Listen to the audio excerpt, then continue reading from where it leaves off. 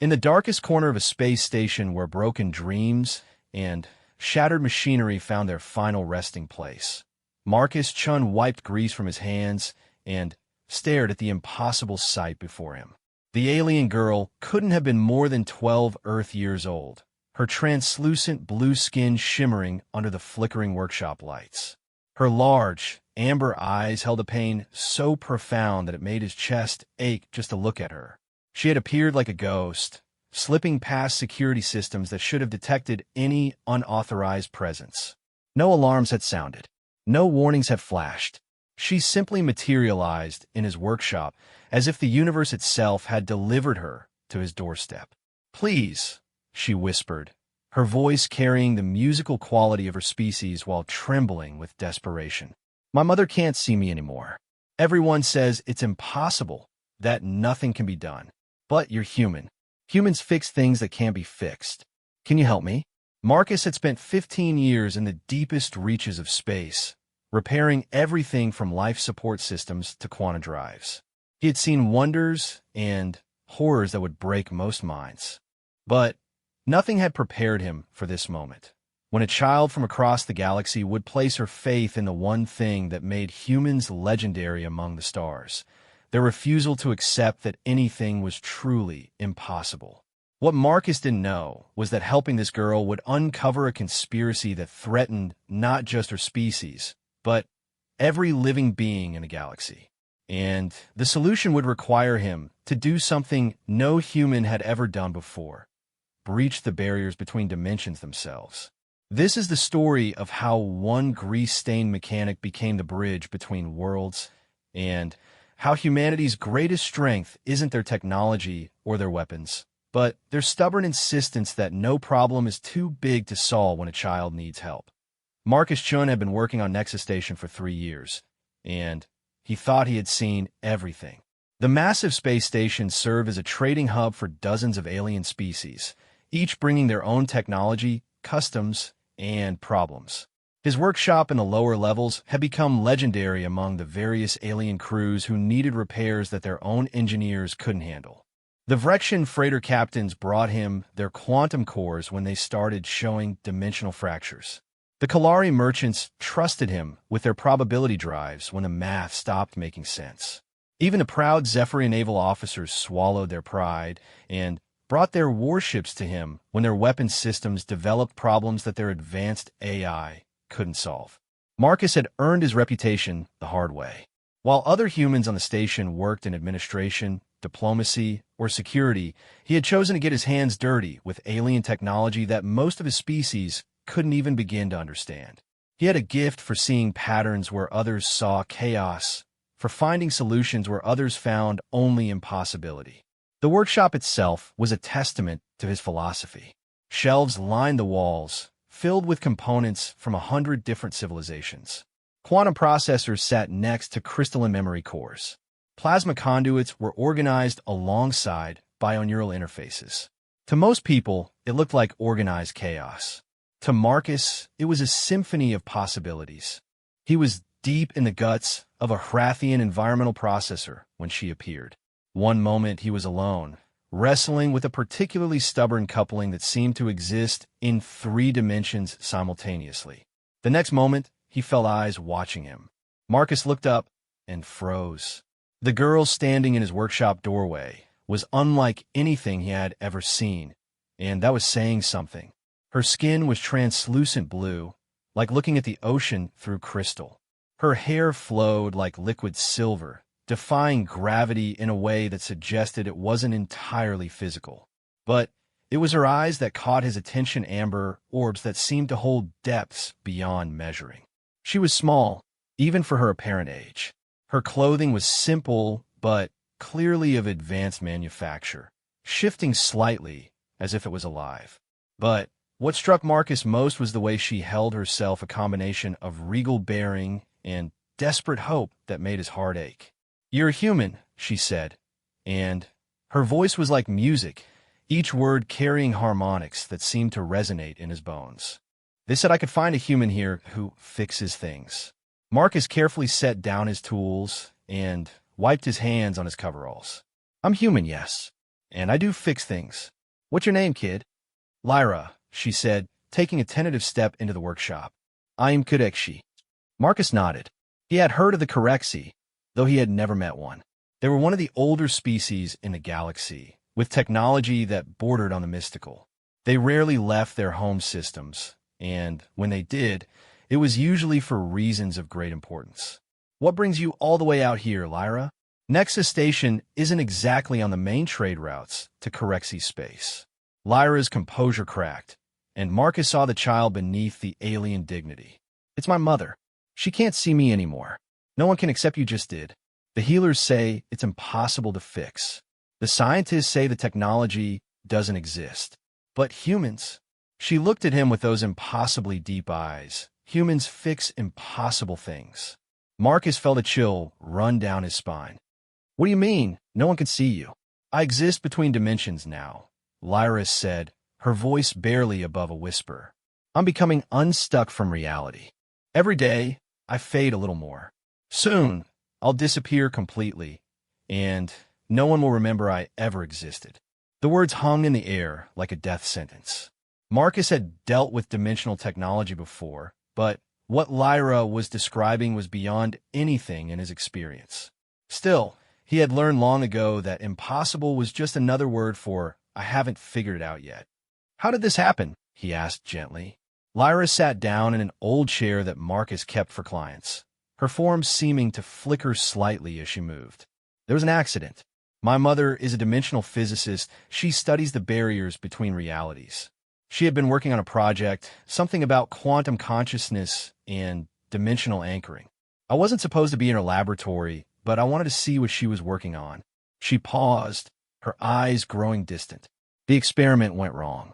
There was an explosion of energy that didn't exist in normal space.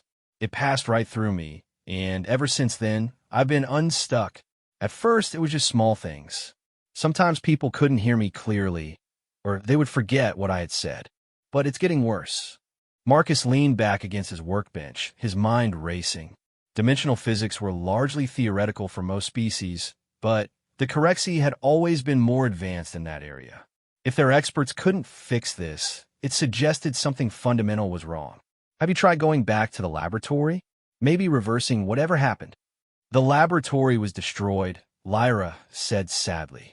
All my mother's research was lost, and now she's so grief-stricken that she can barely function. She thinks I'm dead, you see. She saw me fade away and believes the accident killed me. But I'm still here, still trying to reach her, and she can't see or hear me anymore. The pain in the girl's voice was like a physical blow.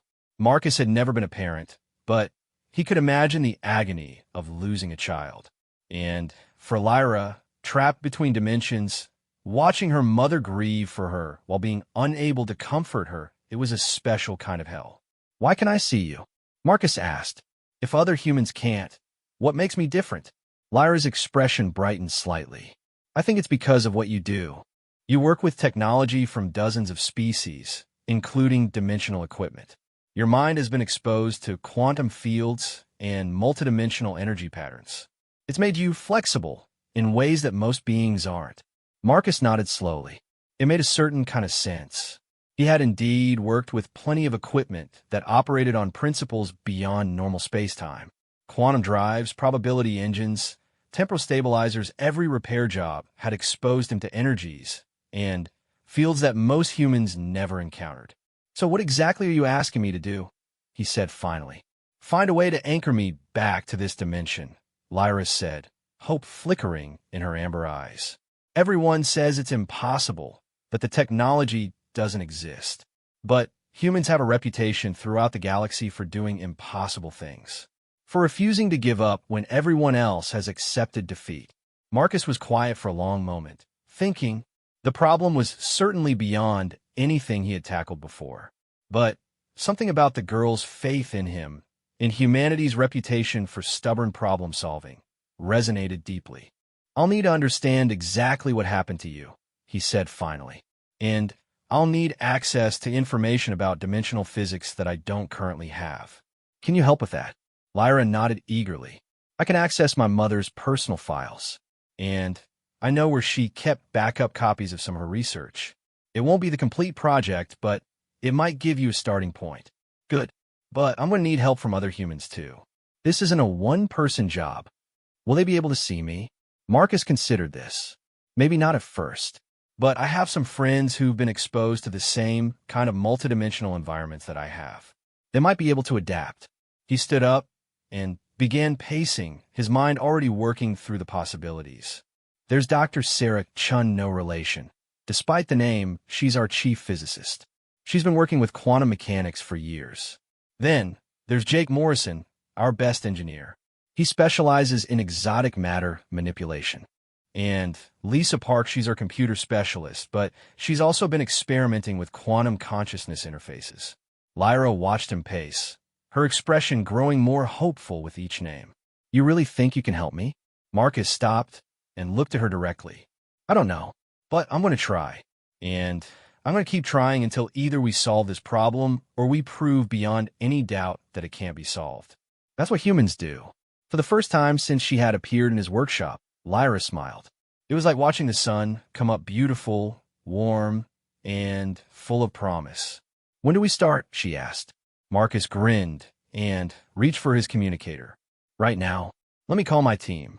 As he began making contact with his colleagues, Marcus couldn't shake the feeling that he was stepping into something much bigger than a simple repair job. Lyra's problem wasn't just about dimensional physics. It was about the fundamental nature of reality itself.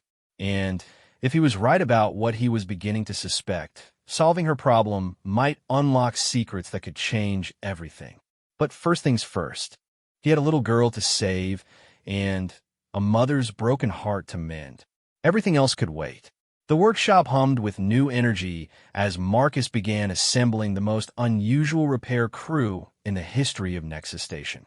None of them knew it yet, but they were about to embark on a journey that would challenge everything they thought they knew about the universe and about humanity's place in it. Outside the workshop, the vast machinery of Nexus Station continued its eternal rhythm, unaware that in a small corner of its lower levels, a human mechanic had just accepted a challenge that would ripple across the galaxy. The impossible had just become possible simply because someone had been stubborn enough to try.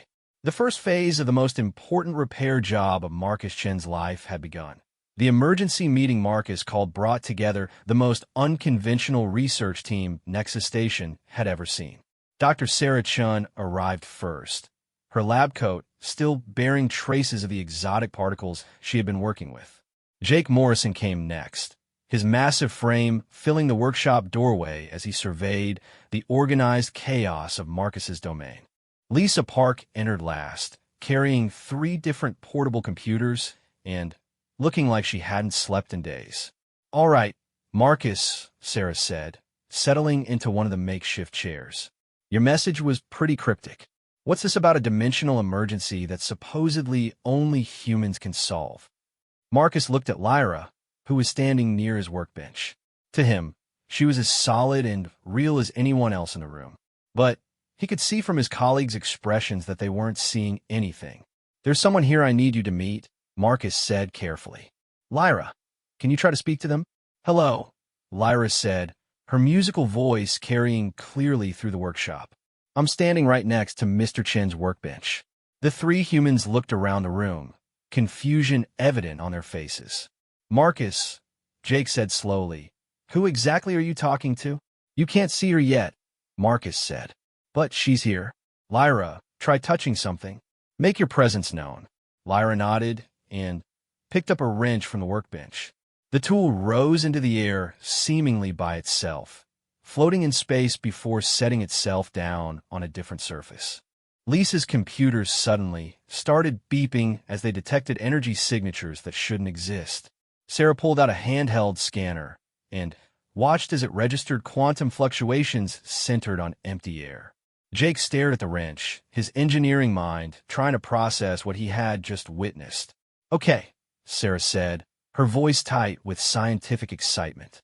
That's definitely not normal. Marcus, what exactly are we dealing with here? Marcus spent the next hour explaining Lyra's situation, with Lyra herself providing details through him when needed. As he spoke, He watched his colleagues' expressions shift from skepticism to fascination to grim determination.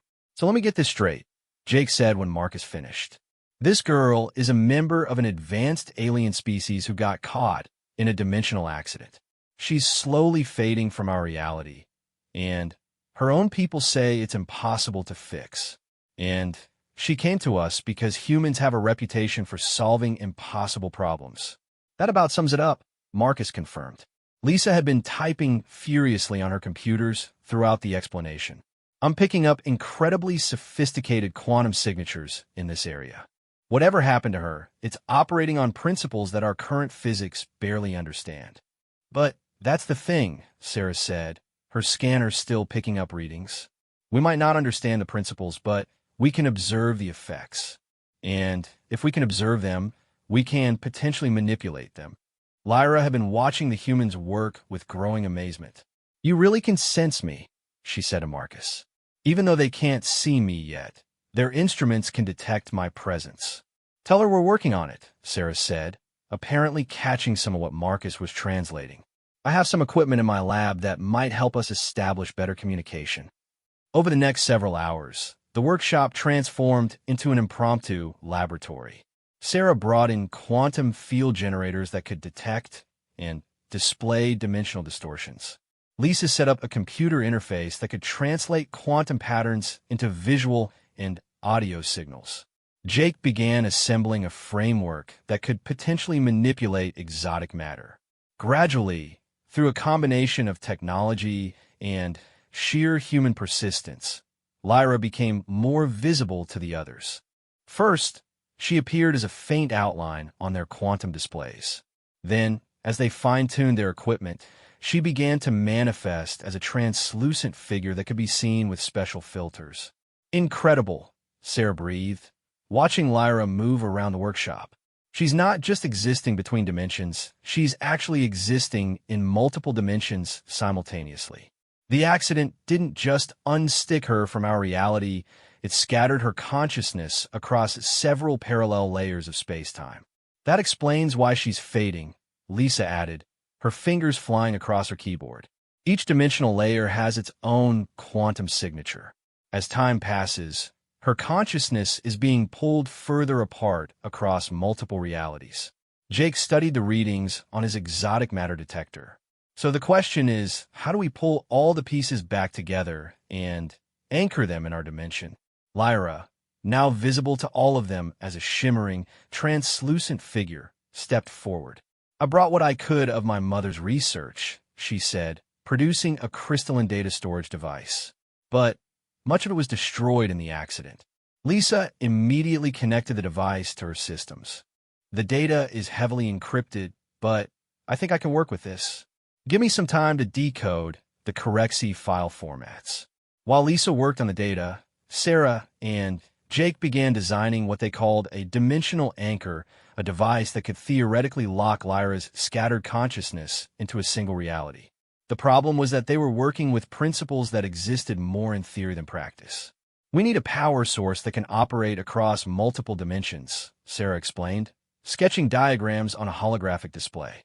"And we need to find a way to create a quantum signature that's stable in our reality, but flexible enough to gather her scattered pieces." "What about using her existing quantum signature as a template?" Marcus suggested. "Instead of trying to create something new, we build on what's already there." Jake nodded thoughtfully. "That could work. We need to map her current dimensional distribution, then create a field that could gradually pull each piece back to our reality." As they worked, Lyra shared more details about the original accident. Her mother had been experimenting with something called quantum consciousness bridging, an attempt to prove that consciousness could exist independently of physical matter by temporarily separating the two. The theory was that consciousness is itself a form of exotic matter, Lyra explained. If you could isolate it from a physical brain, you could prove that sentient beings have a component that exists beyond normal space-time. And the accident scattered your consciousness across multiple dimensions, Lisa said, looking up from her computers. "I've been analyzing your mother's research, and I think I understand what went wrong. The experiment succeeded too well. Instead of temporarily separating consciousness from matter, it permanently dispersed your consciousness across several parallel realities. Sarah frowned at the data streaming across her displays. This is incredibly advanced work. The mathematics alone are beyond anything most species have achieved. How did she even conceptualize this kind of experiment? My people have always been sensitive to dimensional variations, Lyra said. We can perceive things that exist between realities. My mother was trying to prove that this sensitivity was actually consciousness operating on a multidimensional level. Marcus studied the schematics they had developed. So we need to create a reverse of her original experiment. Instead of dispersing consciousness across dimensions, we need to gather it back together. Exactly, Jake said. But there's a problem. The original experiment was designed by someone who understood Corexi physiology and consciousness patterns. We're working blind, trying to fix something we don't fully understand using principles that are largely theoretical for us. The room fell silent as the magnitude of the challenge hit them. They were attempting something that had never been done before, using technology they barely understood to save a girl whose very existence challenged their understanding of reality. But then Marcus remembered something Lyra had said when she first appeared in his workshop. You said humans have a reputation for fixing impossible things. What exactly is that reputation based on? Lyra's translucent form brightened slightly. There are stories throughout the galaxy. Humans who refused to accept that faster-than-light travel was impossible, so they invented jump drives. Humans who insisted that artificial intelligence could be conscious, so they created the first truly sentient machines. Humans who wouldn't accept that different species couldn't coexist, so they built places like Nexus Station. The common thread, Sarah said slowly, is that humans don't accept limitations that are based on current understanding. We keep pushing until we find a new understanding, right? Marcus said, feeling a spark of inspiration. We're approaching this like engineers and scientists trying to understand the technology first. But what if we approach it like humans fixing something broken? Jake raised an eyebrow. What do you mean? I mean, when I fix a broken quantum drive, I don't always understand every principle behind how it works. I understand what it's supposed to do, I can see what's wrong, and I figure out how to make it do what it's supposed to do again. Lisa nodded, catching on to his line of thought. So, instead of trying to reverse engineer Corexi consciousness theory, we focus on the practical problem. Lyra is supposed to exist in our reality. She's currently scattered across multiple realities. We need to find a way to gather her back together. And we already have the perfect template, Sarah added, pointing at Lyra. She's right here, showing us exactly what a properly anchored Corexi consciousness looks like, even if it's distributed across dimensions. Lyra watched them work with growing hope. You really think this could work? Marcus looked at his colleagues, seeing the same determination in their faces that had driven humanity to the stars. I think we're about to find out. But first, we need to build something that's never been built before, using principles we're making up as we go along. Sounds like a typical Tuesday, Jake said with a grin. Sarah was already pulling up new schematics. Lisa, I need you to map every quantum signature Lyra is generating. Jake, we're going to need an exotic matter containment field unlike anything that's ever been attempted. And Marcus, yeah, keep doing what you do best. See the patterns we're missing and find solutions that shouldn't exist. As the team threw themselves into the work with characteristic human determination, Lyra felt something she hadn't experienced since the accident Hope. These humans were attempting something that should be impossible, armed with nothing but incomplete data, theoretical physics, and an absolute refusal to accept defeat. It was exactly what she had been told to expect from humanity. Now, she just had to pray that their reputation was deserved. Outside the workshop, Nexus Station continued its eternal dance around the star it called home, unaware that in one small corner of its vast structure, for humans and one-dimensional refugee were about to attempt something that would either save a life or tear a hole in the fabric of reality itself. The second phase of the impossible repair job had begun 0.3 days into the project. Marcus realized they had a bigger problem than just dimensional physics. Station security had started asking questions about the unusual energy readings coming from his workshop, and several alien species had sent representatives to investigate the quantum disturbances that were affecting sensitive equipment throughout the lower levels. "We need to move this operation somewhere more secure," Sarah said, reviewing the complaints that had been filed with station administration. "The Zephyrian delegation is particularly concerned. They think we might be experimenting with weapons technology." Jake looked up from the dimensional anchor prototype he was assembling. "Can we blame them? If I saw these energy readings on a scan and didn't know what was causing them, I'd be worried too." The dimensional anchor itself was unlike anything that had ever been built. It combined human engineering with salvage components from a dozen alien technologies, held together by quantum field generators that operated on principles they were still discovering.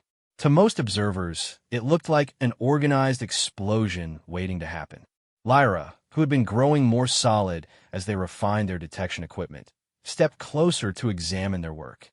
"It's beautiful," she said softly. "I never imagined that different species technologies could be integrated like this." "That's something humans excel at," Lisa said, not looking up from her computer screens. "We're natural adapters. We see something useful, and we figure out how to make it work with what we already have." But as they worked, new challenges kept emerging. The quantum mathematics required to map Lyra's dimensional distribution were beyond anything in human scientific literature. The exotic matter manipulation needed to create stable anchor points require materials that didn't exist in normal space. And the power requirements for the dimensional anchor were approaching the level of a small star. "We're hitting walls everywhere," Jake admitted, staring at their latest calculations. "Even if we solve the physics problems, we don't have the resources to build something this complex." Marcus had been quiet for hours, studying the patterns in Lyra's quantum signature. Something about the way her consciousness was distributed across dimensions reminded him of a problem he had solved before, but he couldn't quite place it. "Lyra," he said finally, "you mentioned that your people are naturally sensitive to dimensional variations. Does that sensitivity work both ways? Can you perceive things in other dimensions from here?" "Yes," she said, concentrating. "I can see fragments of parallel realities." "What?" "Because I think we've been approaching this problem backwards," Marcus said, his excitement growing. "We've been trying to build a device that can reach into other dimensions and pull your consciousness back. But what if instead we build a device that could enhance your natural dimensional sensitivity, give you the power to pull yourself back together?" Sarah frowned. "That would require the device to interface directly with Corexi consciousness patterns. We don't have the first clue about how their minds work." "But we do," Lisa said suddenly.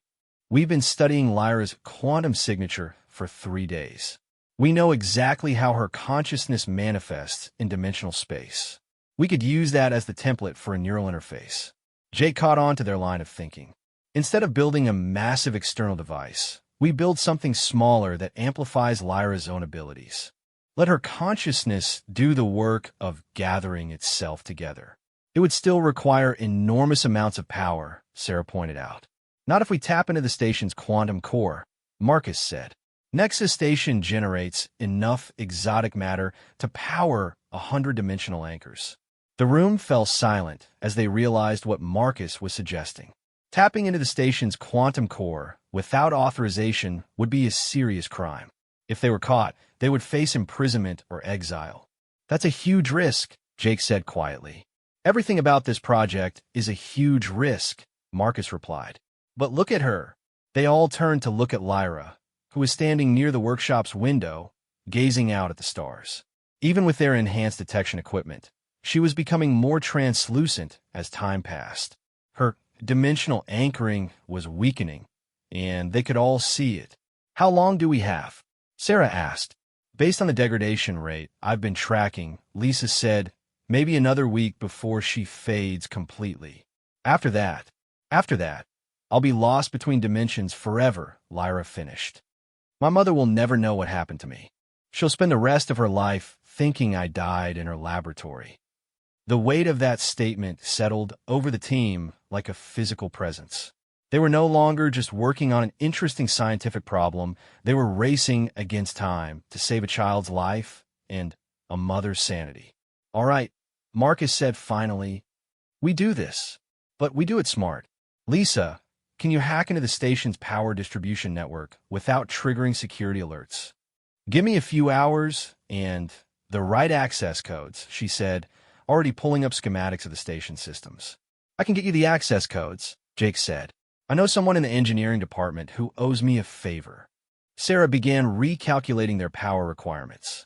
If we can tap into the quantum core, even briefly, we should have more than enough energy to power a consciousness amplifier. As they planned their unauthorized access to the station's most sensitive systems, Lyra watched them with a mixture of gratitude and concern. You're risking your careers for me. Your freedom. What? Marcus looked at her, this brave alien girl who had traveled across the galaxy to ask for help. Because that's what humans do. When someone needs help, especially a kid, we help them. Even if it's risky. Even if it seems impossible. Besides, Jake added with a grin, where's the fun in playing it safe? Over the next 2 days, they worked with intensity that bordered on desperation. Lisa successfully infiltrated the station's computer systems, creating a backdoor that would allow them to draw power from the quantum core without triggering automatic alerts. Jake acquired the specialized components they needed through a network of contacts who didn't ask too many questions. Sarah refined their consciousness amplifier design, creating something that was part neural interface, part dimensional anchor, and part quantum computer. But it was Marcus who solved their biggest remaining problem. As he studied the amplifier's interface requirements, he realized that they needed a way to connect human technology with Corexi consciousness patterns. The two were fundamentally incompatible. No human device could interface directly with an alien mind. What if we don't connect directly, he suggested during one of their late-night planning sessions. What if we create a bridge? What kind of bridge? Sarah asked. Me, Marcus said simply. I've been exposed to multidimensional energies for years.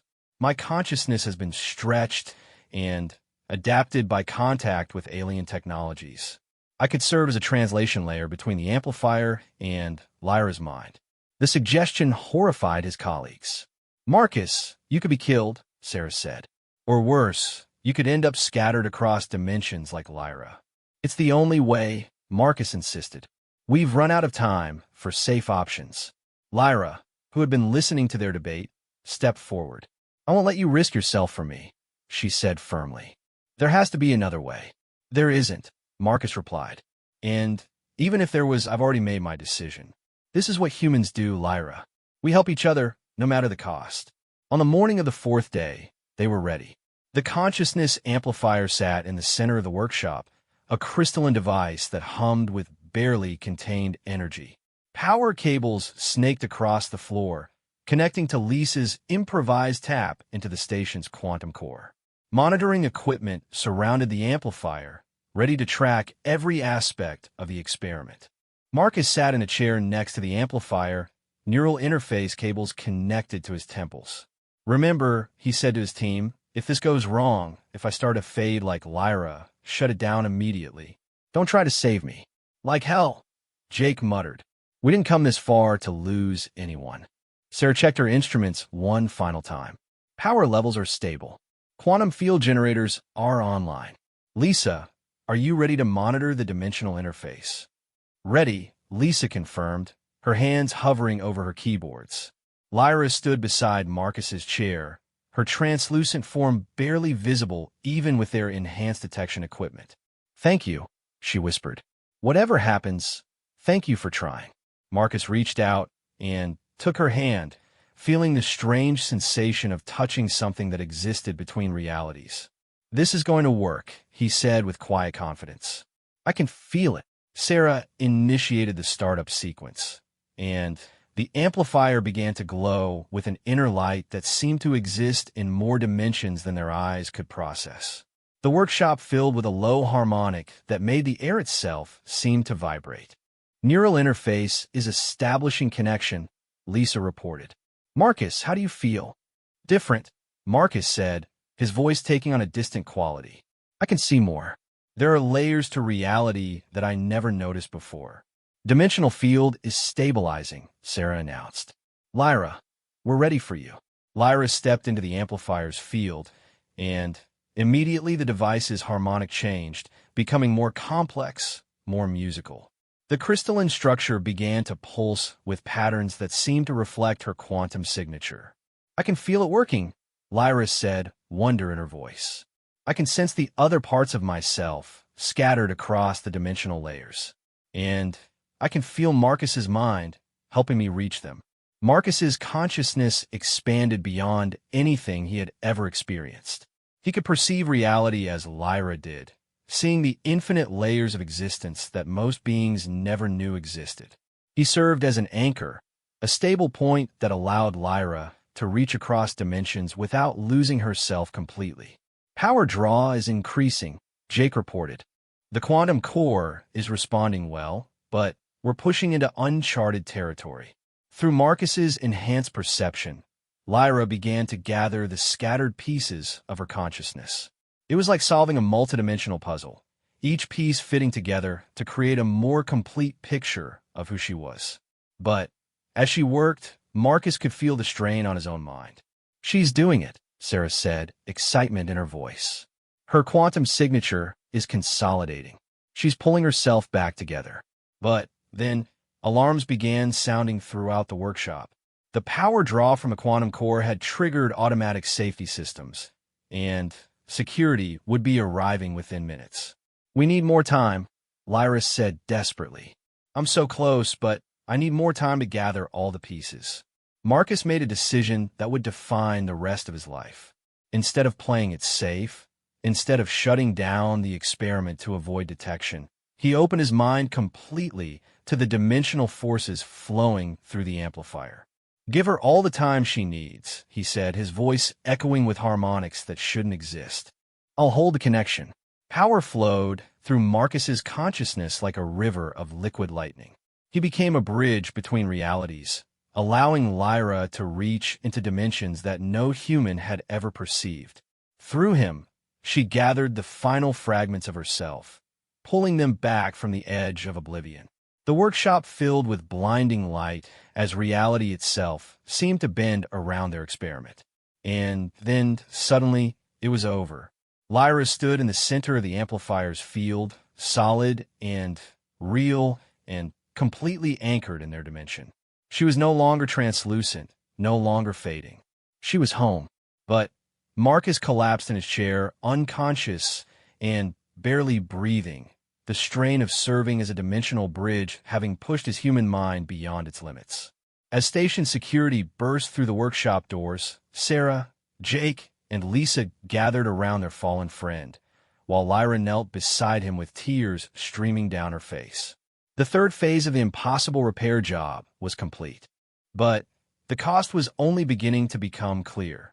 Station Security Chief Aldous was a Krellian, a species known for their methodical approach to problems and their absolute intolerance for unauthorized experiments. When he burst into Marcus's workshop followed by a full tactical team, he expected to find evidence of weapons development or dimensional terrorism. Instead, he found an unconscious human, 3 frantic colleagues, and a young Corexi girl who shouldn't exist according to every report he had received about dimensional casualties. Nobody move, Valdris commanded, his weapon trained on the still glowing amplifier. Shut down whatever that device is, immediately. We can't, Sarah said without looking away from Marcus. It's in a stabilization cycle. If we interrupt it now, the dimensional feedback could tear a hole in the station. Valdris studied the readings on his portable scanner. The energy signatures were unlike anything in his experience, but they were clearly stabilizing rather than building toward an explosion. Explain what you've done here. Now, while Lisa and Jake worked frantically to keep Marcus stable, Sarah quickly explained Lyra's situation and their solution. As she spoke, Valdris found himself looking back and forth between the girl, who was clearly alive and healthy, and his reports, which insisted that she should be impossible.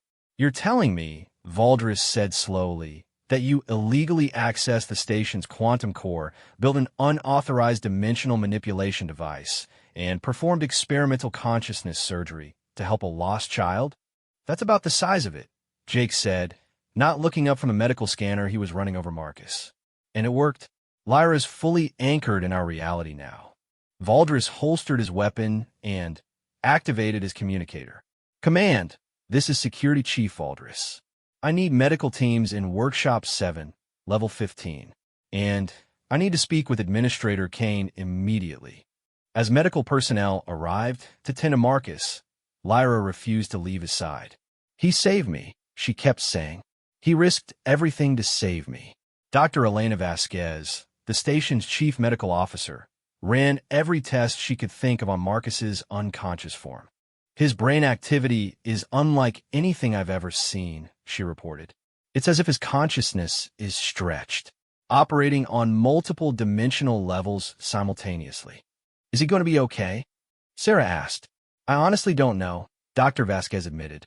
His vital signs are stable, but his neural patterns are completely outside my experience. Station Administrator Kane arrived an hour later, accompanied by representatives from several alien species who had been affected by the dimensional disturbances. The workshop had become a diplomatic incident, as well as a medical emergency. Mr. Morrison, Kane said, addressing Jake as the senior human present, you and your team have committed serious crimes. Unauthorized access to critical station systems, unlicensed experimentation with dangerous technologies, and causing disruption throughout the station. We save a life, Jake said simply. Everything else is secondary. The Zephyrian representative, a tall being with crystalline features, stepped forward. The energy signatures we detected suggested weapons development. You have put the entire station at risk. No, Lyra said, speaking for the first time since security had arrived. They put themselves at risk to help me. Mr. Chin sacrificed his own safety to anchor my consciousness back to this reality. Administrator Kane studied the girl with obvious confusion. According to every report I received, you were declared dead 3 days ago. The Corexi Embassy filed a casualty notification. The Corexi Embassy was wrong, Lyra said firmly. I was lost between dimensions, not dead. And these humans found a way to bring me home. As the various officials debated the legal and diplomatic implications of what had happened, Lisa made a discovery that changed everything. I've been analyzing the data we collected during the procedure, she announced. The consciousness amplifier didn't just anchor Lyra to our reality. It created a permanent dimensional bridge. We've opened a stable connection between our dimension and the parallel layers where Lyra was trapped. The implications hit everyone at the same time. If they had created a stable dimensional bridge, it meant they had achieved something that most species considered theoretically impossible. The scientific and technological applications were staggering. You're saying you've created a gateway to parallel realities? Administrator Kane asked, his earlier anger replaced by amazement. Not exactly, Sarah explained. It's more like we've created a viewing window. We can observe and interact with dimensional layers that were previously inaccessible. The Zephyrian representative's crystalline features shifted to express something like awe. Such technology could revolutionize our understanding of the universe itself. But it was the Corexi ambassador who provided the most important perspective. Ambassador Thyra had arrived on the emergency transport from Corexi space, summoned by reports of her people's first dimensional casualty in centuries. She was an elderly Corexi with the silver hair and deep amber eyes that marked the most accomplished of her species' dimensional physicists. You have achieved something my people believed impossible, she said, examining the still glowing amplifier with obvious reverence. Consciousness bridging across dimensional barriers has been a theoretical dream for generations. We didn't do it alone, Sarah said. Lyra's natural dimensional sensitivity was the key. We just provided the amplification. Ambassador Thyra turned to look at Lyra, her expression mixing pride and concern. Child, you have been through trauma beyond imagining. But you have also become something unprecedented, a being who has experienced consciousness distribution and returned intact. I want to see my mother, Lyra said quietly. She thinks I'm dead. She's been grieving for me while I was trapped between realities, unable to reach her. "Your mother is here," Ambassador Thyrus said gently. "She came with me when we received word that you might still be alive." The reunion that followed was unlike anything the humans had ever witnessed. Dr. Zalani, Lyra's mother, was a Corexi of middle years whose grief had aged her beyond her time. When Lyra ran into her arms, both of them glowing with a soft bioluminescence that marked intense Corexi emotion, there wasn't a dry eye in the workshop. "I felt you calling to me," Dr. Zalani whispered, holding her daughter close. "Across the dimensional barriers, I felt your presence. But I thought it was just wishful thinking, the mind's refusal to accept loss." "I was calling to you," Lyra confirmed. "Every day, every moment. But you couldn't hear me until the humans built their bridge." As mother and daughter held each other, Marcus finally began to stir. The first thing he saw when he opened his eyes was Lyra, solid and real and whole, standing beside his medical bed with her mother. "Did it work?" he asked groggily. "It worked," Lyra said, her musical voice bright with joy. "I'm home, thanks to you." Dr. Vasquez ran another series of tests on Marcus's neural activity. "Fascinating," she said. "His brain patterns have stabilized, but they're still showing dimensional resonances. I think his consciousness has been permanently expanded." "What does that mean?" Marcus asked, trying to sit up. "It means you can perceive dimensional layers that most beings can't access," Ambassador Thyra explained. "You have become something like what my daughter was during her dispersion, but controlled and stable. You are a natural dimensional bridge." The implications of this discovery were staggering. Marcus had become the first human capable of conscious dimensional perception, opening possibilities that no one had imagined. Over the following days, as the political and diplomatic dust settled, the true scope of what they had achieved became clear. The dimensional amplifier had not only saved Lyra's life, but had opened up entirely new fields of scientific research.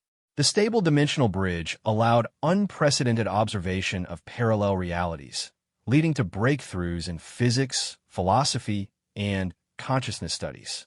Station Administrator Kane, faced with scientific discoveries that could benefit every species in the galaxy, quietly dropped all charges against the team. The various alien representatives, initially hostile about the unauthorized experiments, became eager to collaborate on further research. But the most important outcome was much simpler. Dr. Zalani, working with human scientists for the first time, began developing new safety protocol for dimensional research that would prevent future accidents like the one that had nearly claimed her daughter. And Lyra, now fully anchored in reality, but forever changed by her experience, became an ambassador between dimensions, helping other beings who found themselves lost between realities. Marcus returned to his workshop, but his reputation had grown beyond simple mechanical repair. Beings from across the galaxy sought him out for problems that required dimensional solutions. He became known as the Bridge Builder, the human who could connect different states of reality. 3 months after the rescue, Lyra visited Marcus in his workshop one last time before returning to Corexi space with her mother. "I have something for you," she said, producing a crystalline device that seemed to glow with inner light. "It's a dimensional communicator. No matter where you are in the galaxy, you'll be able to contact me if you need help with dimensional problems." "And what if you need help?" Marcus asked. Lyra smiled, her amber eyes bright with affection and gratitude. "Then, I'll ask a human mechanic one question. Can you help me fix this impossible thing?" Marcus laughed, accepting the communicator. "And the answer will always be yes." As Lyra and her mother departed for home, the workshop fell quiet again. But it wasn't the same kind of quiet as before. The air itself seemed to hum with potential, with the knowledge that boundaries between realities were not as fixed as most beings believed. Jake, Sarah, and Lisa had returned to their regular duties, but they remained on call for dimensional emergencies. They had become humanity's first interdimensional rescue team, ready to respond when someone needed help crossing the barriers between realities. And Marcus? Marcus went back to fixing things. But Now his definition of things that could be fixed had expanded to include consciousness itself, the barriers between dimensions, and the fundamental structure of reality. Because that's what humans do. When someone says something can't be fixed, can't be helped, can't be saved, humans find a way to prove them wrong. They refuse to accept that any problem is truly impossible, especially when helping someone means everything. The reputation that had drawn Lyra across the galaxy to seek human help was not just deserved, it was understated. Humans didn't just fix impossible things. They made the impossible routine, one stubborn act of kindness at a time.